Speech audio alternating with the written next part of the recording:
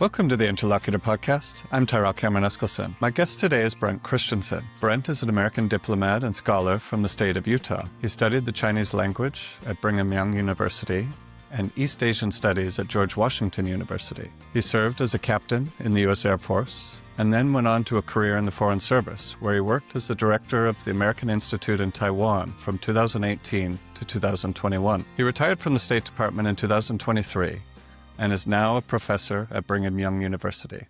Brent, thank you very much for joining me today. Good to be here. So I'm interested to start with, when you were a young man, you wanted to study the Chinese language and the Asian Pacific region. What drew you to want to study this language and this region? Well, to be honest, Terrell, before I was called to be a missionary in Taiwan in the late 1970s, I had no interest whatsoever in China. The way my church calls people to serve on missions, it's not really related to their specific interest in a region. They just, based on language aptitude and other specific needs, they just call people to fill positions. I was sent off to Taiwan, and I actually didn't even like Chinese food. So it was a little rough in the immediate transition, but, and I knew something about Taiwan. I had a kind of a general understanding of how Taiwan came to being, but I didn't have a very sophisticated understanding, and but Taiwan really was a revelation to me. As like 1,000 mosquito bites, I caught the China bug, and it eventually led me to join the Foreign Service. So that's how my interest in Taiwan and China began, sort of accidentally, but in my case, very serendipitously. Great. So I was hoping that I could get you to share some memories and experiences from that first visit to Taiwan. I like when I have the chance to talk to people who went there in the 70s and 80s and the various things they saw. It was an economy on the rise, an industrial nation, but still a country under martial law. Could you share some of your experiences of being there at that time, what the society and interacting with the people were like, and maybe some of the different regions you got to see as well, the first visit? Well, my first experience in Taiwan was in the southern part of Taiwan. I was assigned to the suburb of Kaohsiung, known as Zuoying, a big naval base there. In the late 1970s, when I was there, Taiwan was very much, its economy was very much on the move, and it was visible everywhere. There was construction and economic activity, even very apparent to even a casual observer like me. But it was coming at a very significant cost to the environment. Taiwan at that point was quite polluted, and as you noted, Taiwan was still under martial law, and there was a very distinct difference between Taiwanese, the native Taiwanese, and the mainlanders, the so-called. Do you speak Chinese? A little. I beginner Chinese. Well, the Taiwanese were known as the Banshanren, and the mainlanders were the Waishanren. We as missionaries were discouraged from really focusing on politics, so I was largely oblivious to the history of Taiwan, the white terror, resentments towards KMT rule. So I really just enjoyed being there. The people were extremely hospitable. I eventually grew to really like the food. And as a missionary, we were very focused on, proselytizing and on working with church groups, very, upbeat and very positive about things. So it was really a great experience, and it, really piqued my interest in pursuing something later that involved Taiwan and China. When was the next time that you returned to Taiwan? I went back in 1983 for a summer, but really that was a fairly well, not for the summer, for a few weeks in the summer. But my next long-term assignment was when I was, or my long-term experience was when I went on my first assignment in the Foreign Service Hmm. to work as a visa officer at the American Institute in Taiwan. Since I'd been away, of course, the U.S. had de-recognized Taiwan and normalized relations with the PRC. It was, at least our relationship with Taiwan was different. So anyway, AIT itself, the American Institute in Taiwan, a very kind of unique institution that was established by the Taiwan Relations Act. It it operated very much like an embassy. We moved in early 1979 or late 1978 out of our embassy on Nanjing Donglu and into the headquarters of the Military Assistance Advisory Group, which was never designed for this to be a de facto embassy, and was really a very unprepossessing structure. I don't know if you've ever seen it on Cheney Road, but anyway, it's I not don't a think so. I think I had a chance to visit the old one when it was an actual an embassy, some kind of theater and museum and restaurant now, I believe. I didn't see the one that you're talking about in that MAG building. oh, you're talking about uh, the spot on Zhongshan Beilu. That was actually the residence of the ambassador. The Oh, main okay, pardon me. the main Yeah, embassy was over on Nanjing East Road. okay. Anyway, but we had at that time, because of U.S. sensitivities to China's perception of our relationship with Taiwan, um, we had put into place a lot of new policies and practices that fortunately a lot of them we don't do anymore. But when I was assigned to AIT in 1989, I actually had to resign from the Foreign Service in order to work there. It was just a paper exercise, and I was immediately reinstated when I left. But I didn't work, as a visa officer, and usually visa officers work in consular sections, but we didn't call ours a consular section. We called it the travel services section. And the visas we issued said that they were issued from Hong Kong, not Taiwan. We had all kinds of restrictions on things we could do with Taiwan, like AIT officers were not allowed to go to the foreign ministry, for example. They had to meet with your officers across the street. Anyway, a lot of those things we have since done away with, but it made relationship with Taiwan a little bit, we had a little bit of an arm's length relationship with Taiwan because of our sensitivities to what we felt was the more important U.S.-China relationship at that point in time. When I was traveling in Taiwan a couple of years ago and having conversations with people, sometimes this got brought up, and it was interesting to hear some of their perspectives and what they thought about this. Some of them were still harboring some, I don't know if resentment's the right word, but still felt negatively towards that switch in recognition. Oh, yeah, I'm sure. It was as you know, Warren Christopher went to Taiwan in 1978.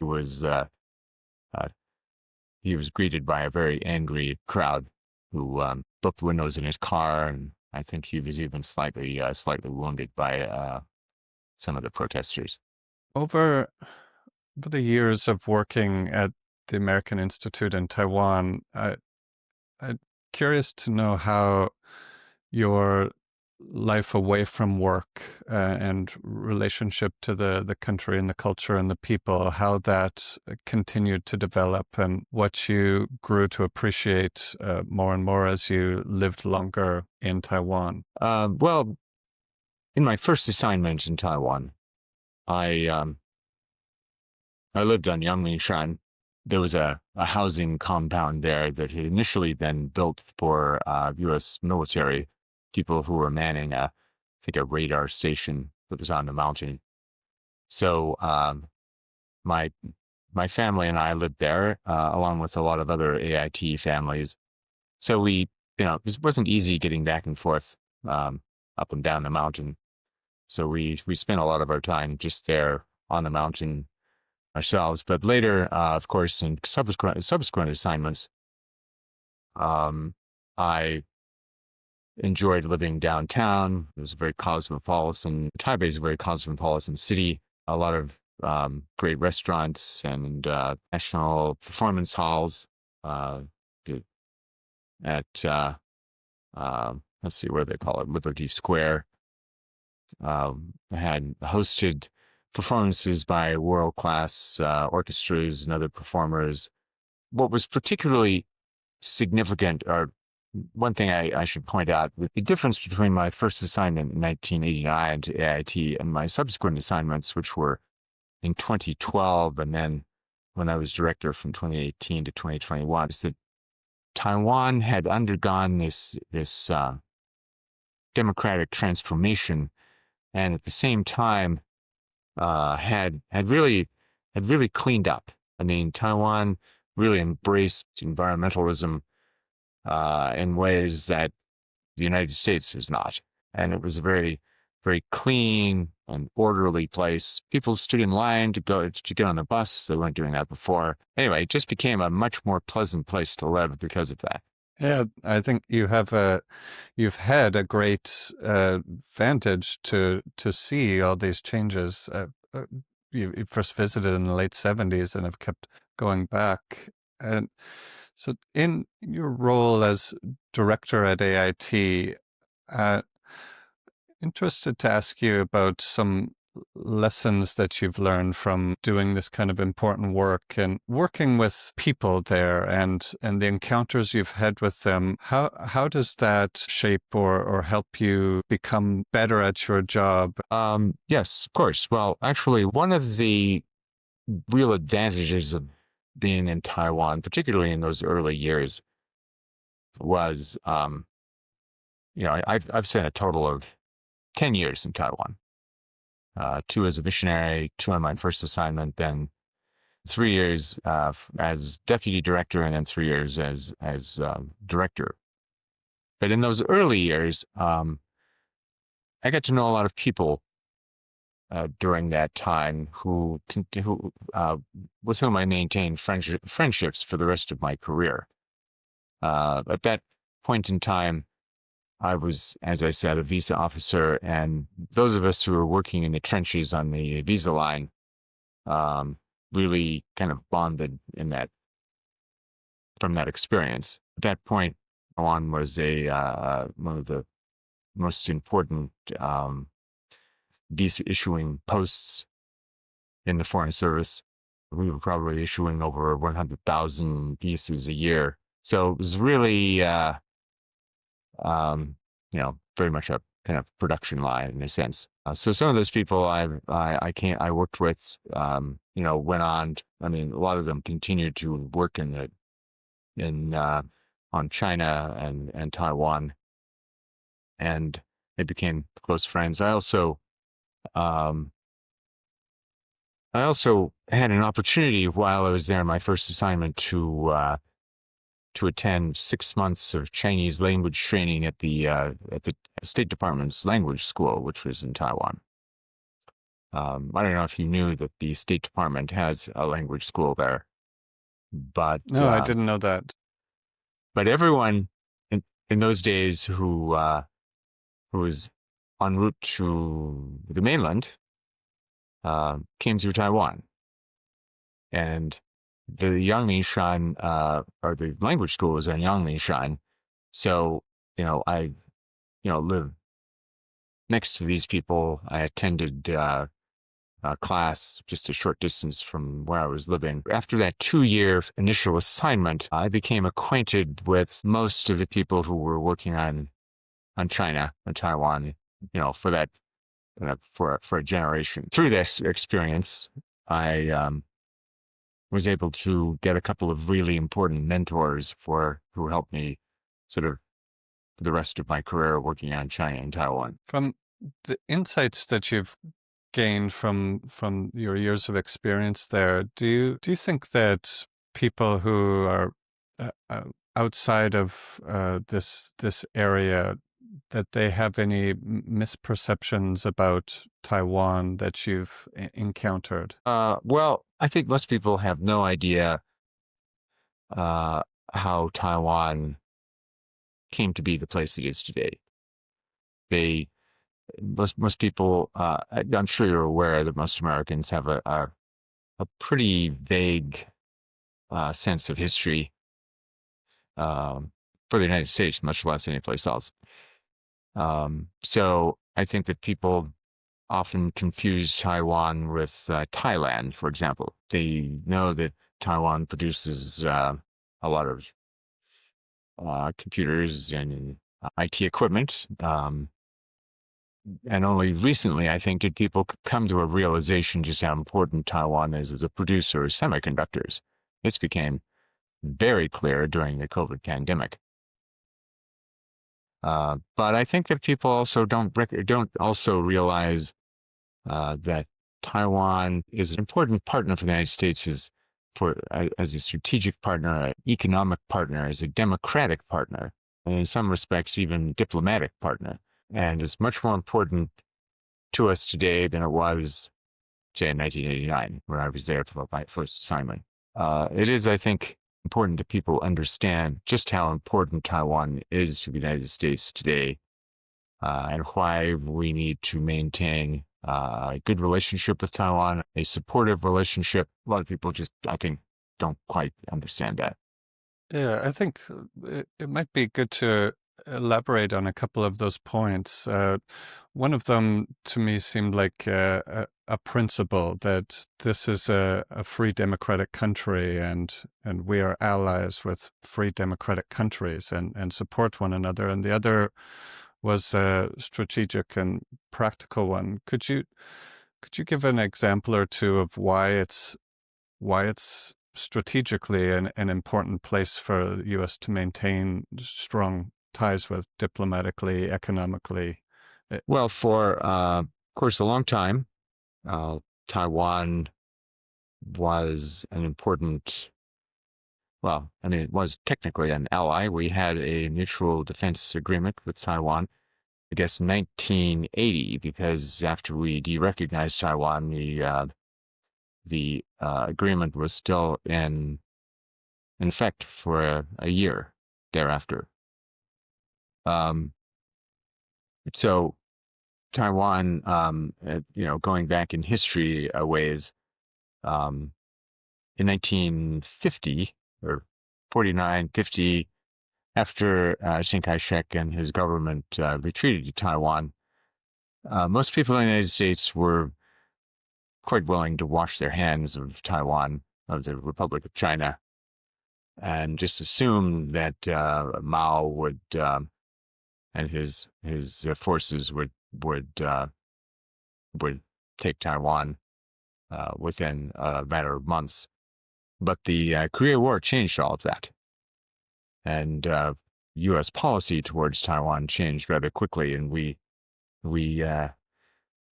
became much more focused on Taiwan being an important bulwark against the rise of communism in Asia. So thereafter, of course, we signed this agreement. We provided a lot of economic and other assistance to Taiwan. And Taiwan's success as an economy, as a democracy, really was the result of this strong U.S. support. Again, I think this is something that most Americans don't know, don't understand. But it's also Taiwan today remains an important part of our security network in the Western Pacific. Japan, South Korea, Taiwan, the Philippines. We don't obviously have the same treaty arrangements with Taiwan. We do not have a formal security. So Taiwan is not a formal security partner, but it has a very capable military. It's a really important because of it is a fellow democracy. Um, we have a lot of shared values. Taiwan. I think I remember reading that Freedom House ranks Taiwan as the 12th most successful democracy in the world, and it's number 2 in Asia. Frankly, the United States does not. It ranks higher than the United States in terms of its democracy. So it's a really, I think, for just lots of reasons, as a matter of principle, but as a strategic asset for U.S. security in the region, it's also very important. And then, of course, for very practical reasons, Taiwan is the most important producer of semiconductors in the world. Approximately 60% of all semiconductors come from Taiwan, and 90% of the most sophisticated semiconductors come from Taiwan. And the chips that most of these, of course, most important semiconductors come from TSMC, which is now working on I think a 1.5 nanometer chip. And to get a sense of just how small that is, a human hair is about 1,000 nanometers thick.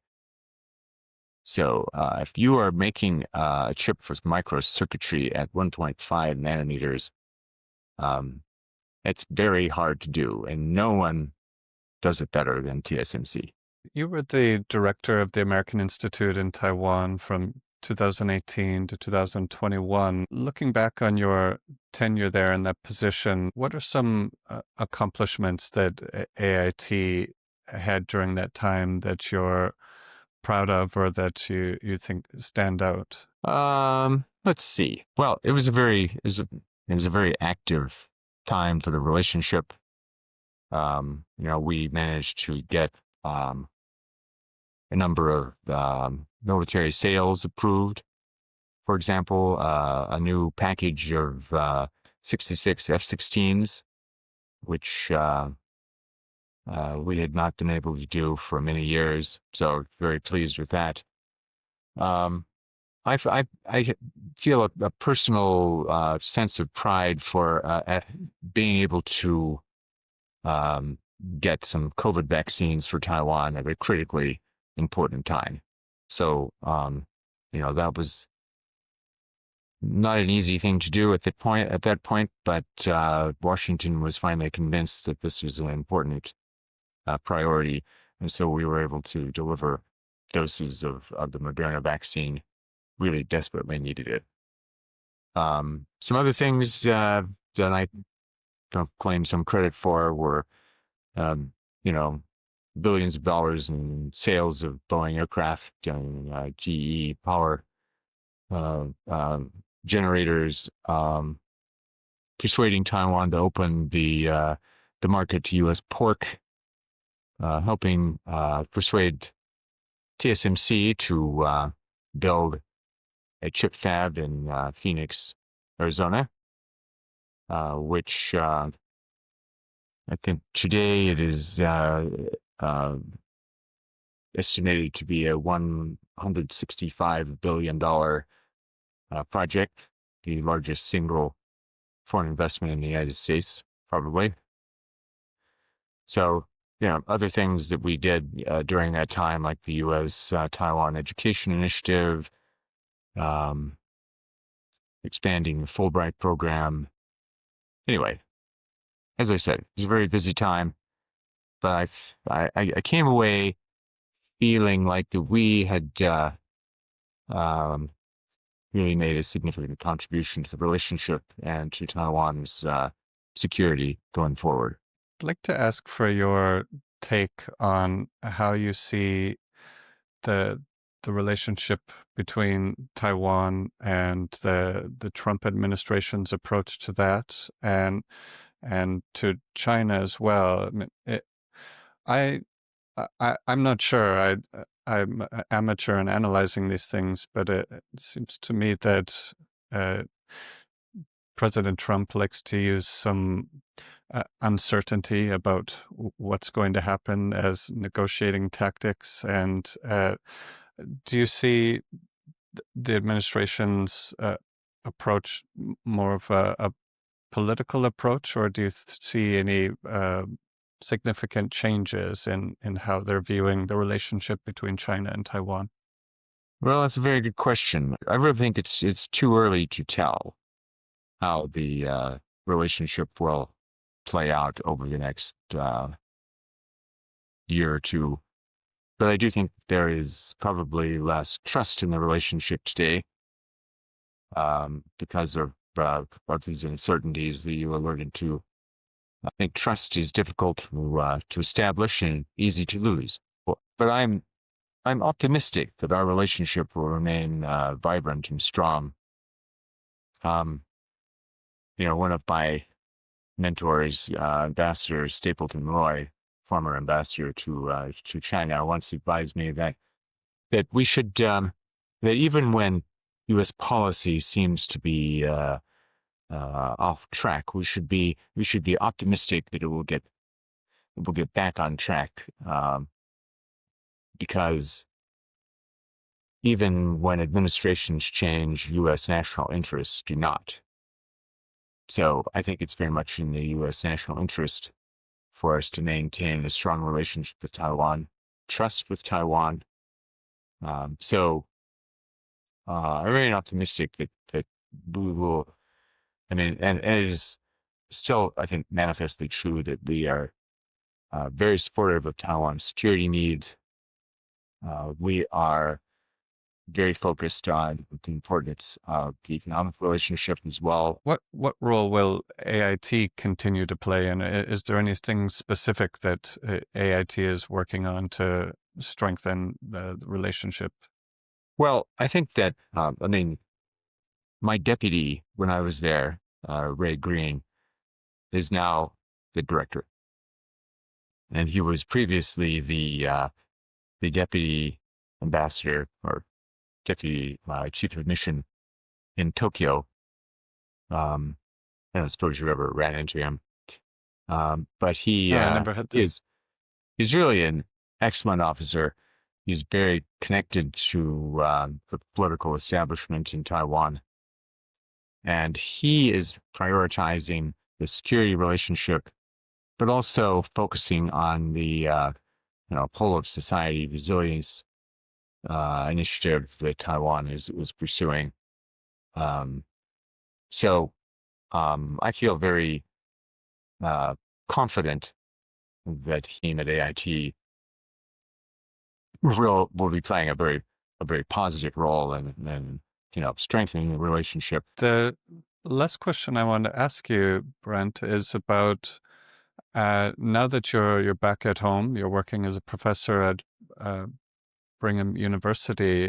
Interested to know how you're keeping up to date with what's going on in the Asian Pacific and Taiwan. Do you have plans to continue visiting Taiwan in the future? How much are you staying engaged in the region, and do you have plans to stay engaged for the foreseeable future in your new positions back at home? That's a good question, Earl. I don't think I realized when I went to Taiwan for the first time that I would have this ongoing relationship with Taiwan. There's a Chinese expression known as yuan fan, which sort of means destiny or fate. I seem to have a yuan fan with Taiwan, and I didn't realize at the time, but again and again, I've maintaining a focus on Taiwan, and I think it's and I, to this day, continue I maintain good relations with Taiwan and its leaders, board of the Jiang Jinghua Foundation. So I go back to Taiwan uh, at least once a year. Invited to the inauguration for Lai Qingda, so attended that last year. I'm also on the board of the Global Taiwan Institute, advisor to Taiwan fellowship program. So, and then of course I'm teaching that course on Taiwan University. So, although I am retired, I think this UN fund just keeps me connected to Taiwan. Is that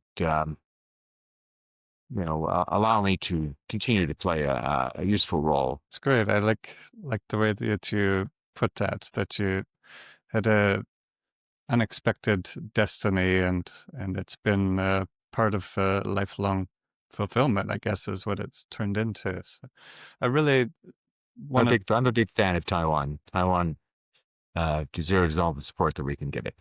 I agree. I share that opinion. Yeah. So I really want to thank you for taking the time to meet with me today and share some of your experiences throughout the decades in Taiwan. I think got some interesting, valuable insights from it. So thank you so much. Well, thank you for the opportunity to speak to you about one of my favorite topics. Good luck with your continued interest in Taiwan.